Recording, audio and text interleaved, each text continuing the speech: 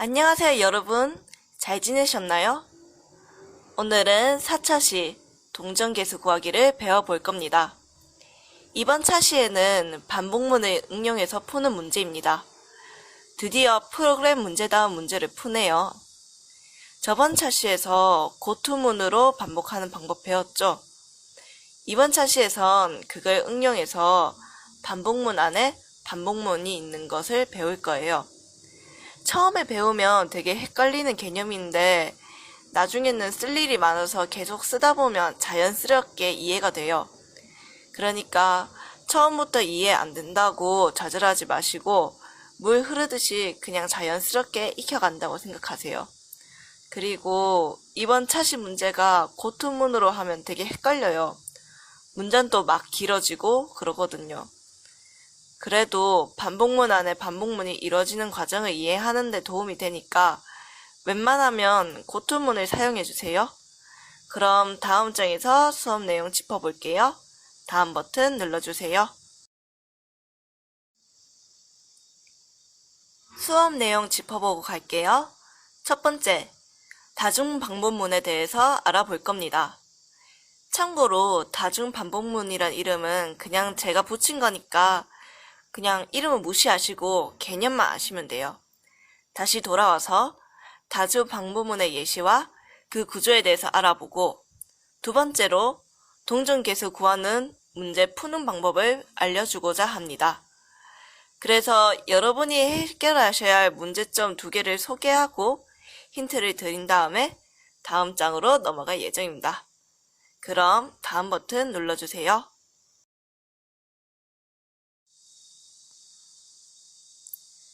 세 번째, 최대값, 최소값 구하는 방법을 알아볼 겁니다.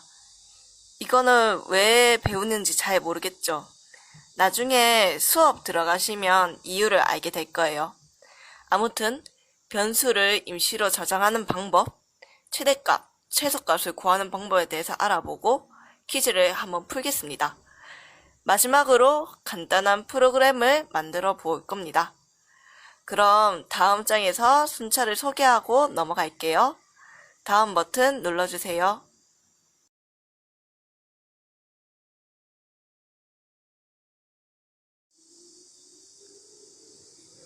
순차 보고 갈게요. 첫 번째로 다중반복문에 대해서 알아보고 두 번째로 동전계수 구하기 문제를 푸는 방법에 대해서 알아볼 겁니다. 세 번째로 최대값, 최소값 구하는 방법을 알아보고 퀴즈를 풀어볼 예정입니다. 마지막으로는 간단한 프로그램을 만들고 이번 차시에서 마치도록 하겠습니다. 그럼 다음 장에서 다중반복문에 대해서 알아볼게요. 다음 버튼 눌러주세요.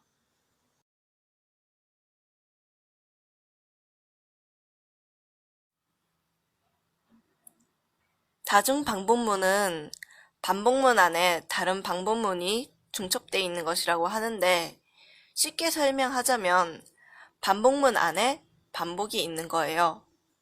예시를 들어서 설명해 볼게요. 달력 그림이 보이시나요? 1년에 몇 달이 있죠? 12달이 있죠.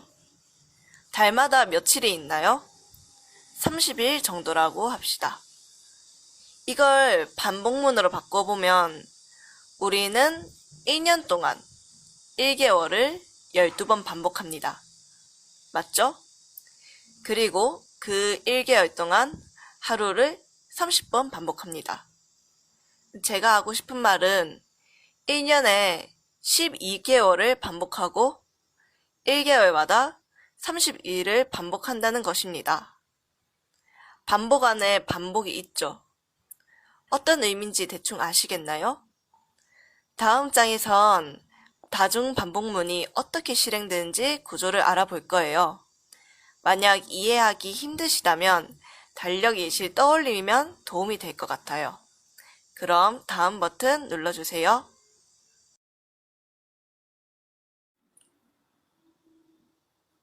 다중반복문이라는 것은 반복문 안에 다른 반복문이 중첩되는 것입니다. 쉽게 말하자면 반복문 안에 반복문이 있는 거예요. 반복이 2개가 있으면 이중 반복문, 3개가 있으면 삼중 반복문이 되는 거예요. 별거 아니죠?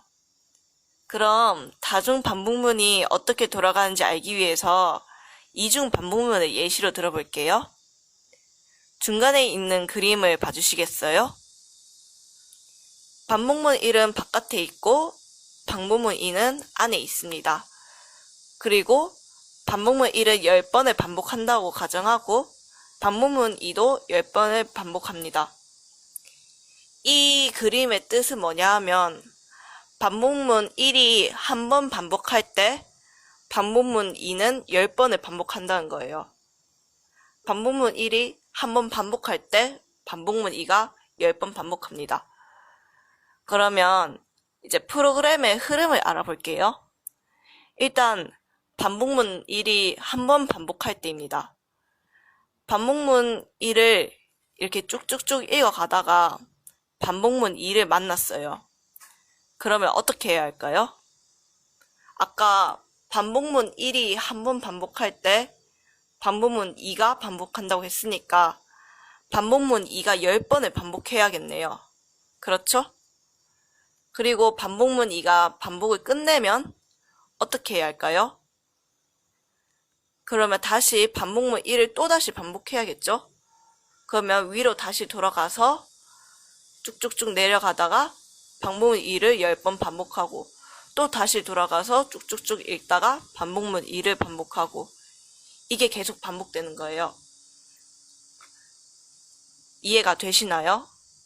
좀 난잡하게 들릴 수도 있는데 저도 처음에는 이게 무슨 말인지 이해가 안 됐어요. 그런데 이중 반복문을 앞으로 사용할 일이 좀 많을 거예요. 그때 계속 사용하시다 보면 이게 어떻게 작동하는지 아시게 될 거니까 지금 이해 안 되신다고 너무 실망하지 마세요. 그럼 다음 버튼 눌러주세요.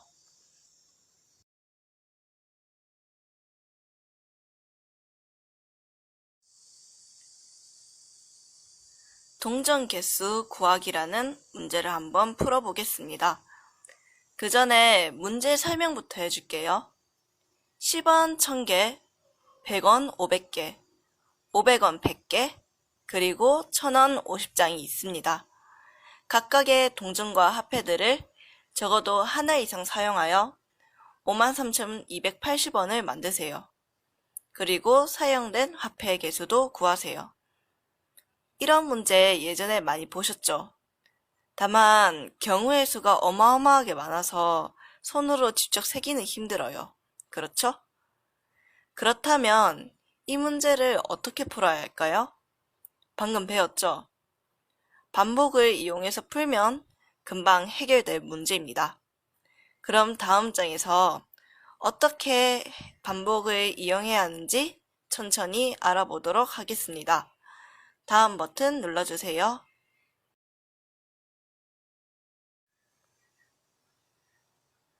동전 개수 구하기를 다중반복으로 풀기 위해선 어떻게 해야 할까요? 우선 해결해야 하는 문제점들을 짚고 넘어갈게요. 첫 번째로 어떤 방법으로 동전의 개수를 구하고 그 합이 53,280원이라는 것을 알 수 있을까요? 두 번째, 다중반복문의 구조는 어떻게 이루어져 있을까요? 조건문은 어떻게 이루어져야 하며 참거짓에 따라 어떤 문장을 실행해야 할까요? 당시에 제가 이 문제를 풀 때 해결하기 살짝 까다로운 문제점들이었어요. 특히 두 번째 문제점은 가장 어려운 문제점들 중에 하나였습니다. 하지만 이런 문제점들만 해결한다면 좀 더 수월하게 풀 수 있을 것 같습니다. 다음 장부터는 각각의 문제점에 대해 말해보고 넘어가겠습니다. 다음 버튼 눌러주세요.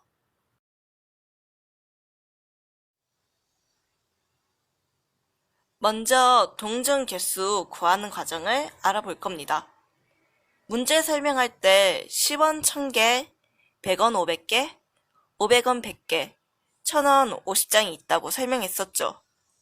그리고 적어도 한 개 이상의 사용해서 53,280원을 만들어야 해요. 그렇다면 어떻게 화폐의 개수를 구해야 할까요? 떠오르는 방법이 있나요? 저는 이 문제를 봤을 때 오른쪽 그림같이 생각났어요. 경우의 수를 모두 대입하는 방법. 한번 그림 보시겠어요? 1,000원짜리, 500원짜리, 100원짜리, 10원짜리 개수를 나타내는 표가 있죠. 초기값은 모두 1입니다. 왜냐하면 적어도 한 개 이상은 사용해야 하니까요. 그 다음 합을 구합니다. 53,280원이 되기에는 턱없이 부족한 금액이죠. 그러면 그 다음에는 10원을 2개 넣은 합을 구합니다. 역시 안 되죠. 이런 방법으로 작은 단위부터 개수를 하나씩 늘려가면서 53,280원이 나올 때까지 경우를 다 구하는 겁니다. 물론 다른 방법이 있을 수도 있습니다. 저는 이 방법밖에는 생각나지 않더군요. 여러분은 좀 더 창의적인 방법으로 이 문제를 풀 수 있으리라 믿습니다. 그럼 다음 버튼 눌러주세요.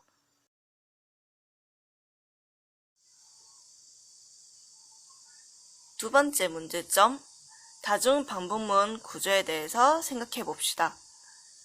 다중반복문이 실행되는 원리는 잘 알겠죠? 그럼 구체적으로 어떻게 이루어져야 하는지 생각해 봅시다. 아까 봤던 표 기억나시죠? 어떻게 해야 그 표처럼 반복을 할 수 있을지 생각해 봅시다. 첫 번째, 동전 개수를 먼저 확인해야 돼요. 왜냐하면 동전 개수에 제한이 있었으니까요. 두 번째로 53,280원이 드는지를 확인해야 돼요. 53,280원이 된다면 동전 개수를 출력하고 안 된다면 다른 경우의 수를 확인해야겠죠? 그리고 세 번째, 다른 경우의 수로 넘어가는 방법을 생각해야 합니다. 오른쪽의 표 한번 보시겠어요? 예를 들어서 모든 동전이 한 개인 경우에서 10원이 2개로 바뀌기 위해선 어떻게 반복문 구조를 만들어야 할까요? 그에 대한 힌트는 다음 장에서 보도록 하겠습니다. 다음 버튼 눌러주세요.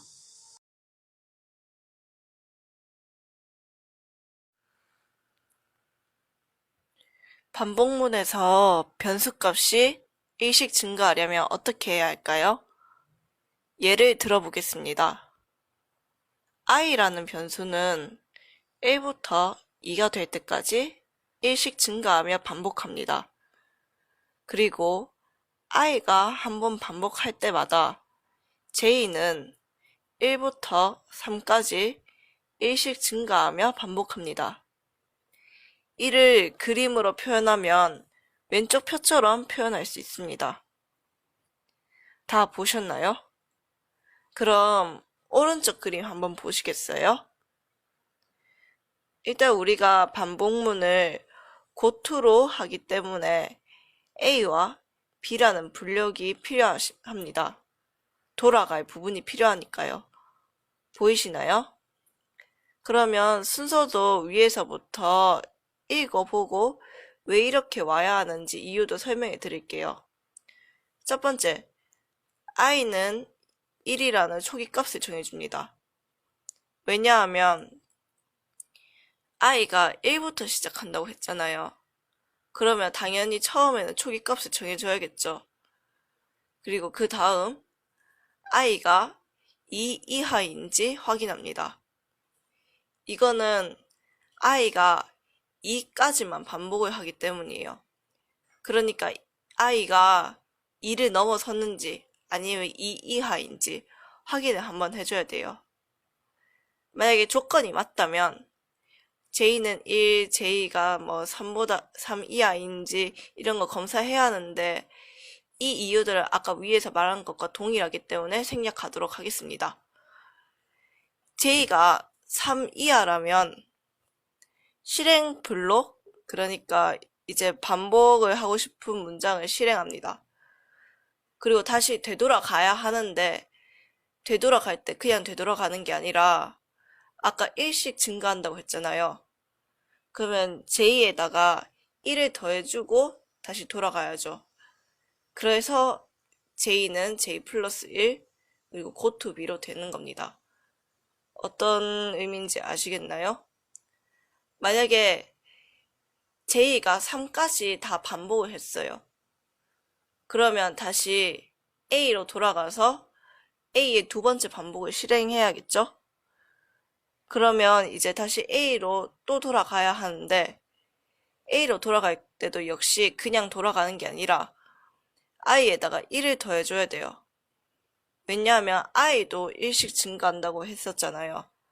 그러니까 I는 I 플러스 1이라고 정해주고 그 다음 A로 갑니다. 어렵진 않죠? 이게 난잡하게 들릴 수도 있는데 혹시 난잡하면 순서들을 계속 읽어보고 조건하고 초기 값을 정해줄 때 왜 이렇게 해야 하는지 한번 생각을 해보시고 종이에다 써보세요. 그러면 조금 이해가 갈 거라고 생각합니다. 그러면 다음 장에서 최대, 최소 구하는 방법을 알아볼게요. 다음 버튼 눌러주세요.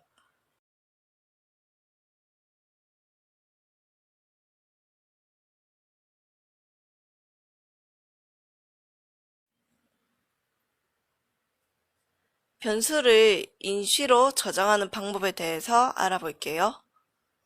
여러분, 저번 차시에서 퀴즈로 풀어보셨을 문제입니다. x는 1이고 y는 2일 때 x는 y를 하고 x값을 출력하면 어떤 결과가 나왔나요? x가 2라는 결과가 나왔죠. 만약 x에 y값을 넣어도 x값을 계속 저장하고 싶다면 어떻게 해야 할까요? 여러분이 한번 스스로 생각해 보세요. 생각나셨나요? 어떤 방법을 써야 할까요? x의 값을 다른 곳으로 옮기고 x에 다시 원래 값을 넣어주면 되겠죠. 이렇게 하기 위해서는 임시 저장 변수가 필요해요. 참고로 임시 저장 변수라고 하는 거는 그냥 제가 멋대로 붙인 이름이에요. 여러분은 여러분이 부르기 편하신 이름대로 하면 돼요. 오른쪽에 코드 보시겠어요? 저는 P를 임시 저장 변수로 정했어요. 네모 상자 맨 위에 P는 X 보이죠? 이거는 X의 값을 P로 잠시 저장해 놓은 거예요. 그리고 X는 Y로 하면 X 안의 값은 2가 되죠. 하지만 다시 X는 P를 하면 P에 들어있던 X 값이 다시 X로 옮겨지니까 X에는 1이 들어있겠네요. 무슨 말인지 이해가 되시나요? 그럼 다음 장에서 최대값, 최소값을 구하는 방법을 알아볼게요. 다음 버튼 눌러주세요.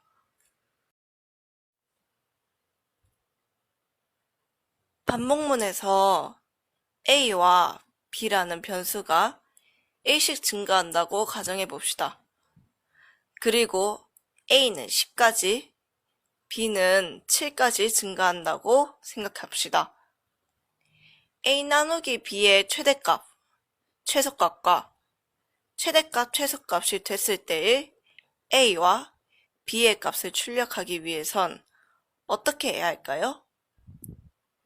여러분이 해결하셔야 할 문제점을 몇 가지 알려드릴게요. 첫 번째, A와 B 값은 반복을 하면 할수록 계속 변합니다. 최대값 또는 최소값이 됐을 때 A와 B의 값을 출력하기 위해선 그 값을 어느 곳에 저장할 필요가 있어요. 두 번째, A 나누기 B가 최대값 또는 최소값이라는 것을 어떻게 컴퓨터가 알 수 있을까요? 힌트를 주자면 최대와 최소는 어떤 값과 비교를 해야지 알 수 있는 거잖아요. 최대는 다른 값과 비교했을 때 최고로 큰 것, 최소는 최고로 작은 것. 반복을 하면서 값이 변한다는 것과 비교를 어떻게 이용할지 생각해 보세요. 그러면 이 문제점도 금방 해결되리라고 생각합니다. 그럼 다음 장에서 퀴즈 풀어볼게요. 다음 버튼 눌러주세요.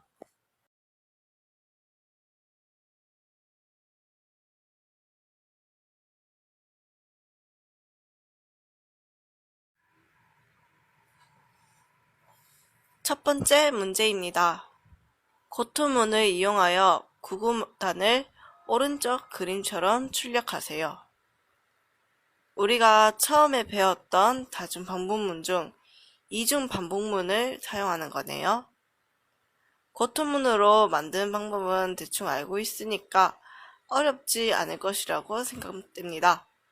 그럼 다음 장에서 두 번째 문제 설명해 드릴게요. 다음 버튼 눌러주세요.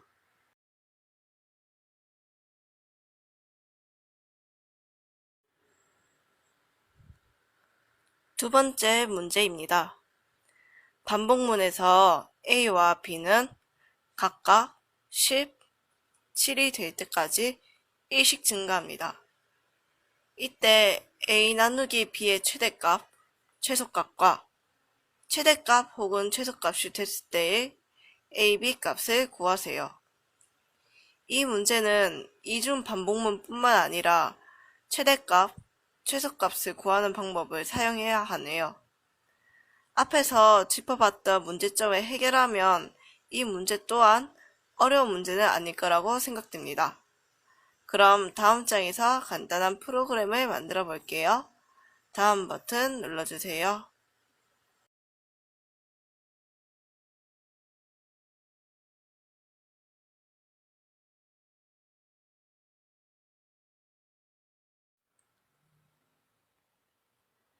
문제 설명해 드릴게요. 앞에서 본 문제와 똑같습니다. 10원 1000개, 100원 500개, 500원 100개, 그리고 1000원 50장이 있습니다. 각각의 동전과 화폐들을 적어도 하나 이상 사용하여 53,280원을 만들세요. 그리고 사용된 화폐의 개수도 구하세요. 아까 어떻게 푸는지 알아봤었죠? 그걸 잘 이용하시면 이 문제가 잘 풀릴 거예요. 다음 장에서는 i는 i 플러스 1을 간단하게 쓰는 방법에 대해서 알아볼게요. 다음 버튼 눌러주세요.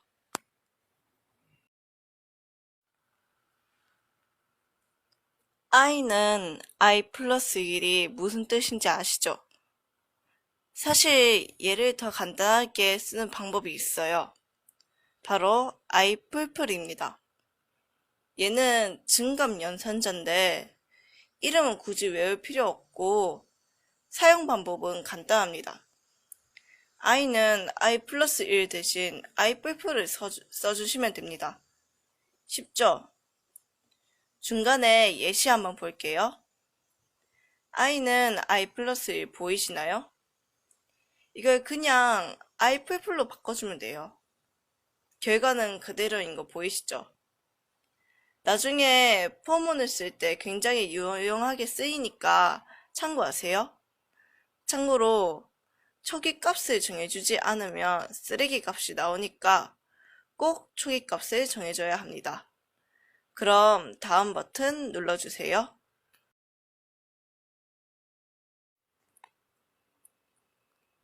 여러분 수고하셨습니다. 이번 차시가 풀기 굉장히 까다로운 문제였을 텐데 잘 따라와 주셔서 정말 기뻐요. 사실 이번 차시가 저에게는 가장 어려웠었던 문제였어요. 왜냐하면 처음 접하는 다중반복문 구조가 이해가 안 되기도 하고 솔직히 난잡했었잖아요. 그죠? 이거 그리고 이해는 안 되는데 고토문으로 쓰려니까 머리가 복잡해져서 친구들한테 진짜 많이 물어봤었거든요. 나중에 포문 배우면서 안 사실인데 포문으로 돌리니까 10문장 정도면 끝나더라고요. 그래도 고토문으로 배운 덕분에 다중 반복문이 어떻게 이루어지는지 이해할 수 있었고, 저에게는 나름대로 의미 있던 문제였어요. 그럼 다음 차시에서 만나기로 하고, 다시 한번 여러분 수고하셨습니다.